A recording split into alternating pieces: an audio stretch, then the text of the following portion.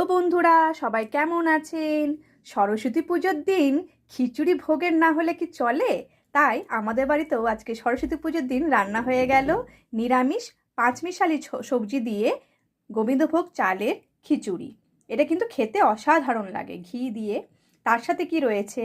এটা হচ্ছে সিম ভাজা, এটা হচ্ছে সমস্ত রকম ফুলকপি গাজর এই সমস্ত কিছু দিয়ে একটা মিক্সড ভাজা, পাঁপড় ভাজা, তার সাথে রয়েছে চাটনি, এটা হচ্ছে টমেটোর চাটনি, কিশমিশ কাজু এই সমস্ত কিছু দিয়ে। এটা আমার খেতে খুবই ভালো লাগে।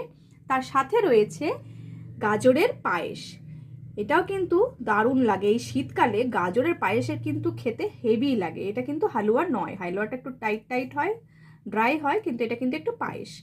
তার সাথে লাস্ট পাতে রয়েছে একটা মতিচুরের বিশাল আকারের একটা মিষ্টি। দেখেই বুঝতে পারছেন একটা প্লেট ভর্তি হয়ে গেছে।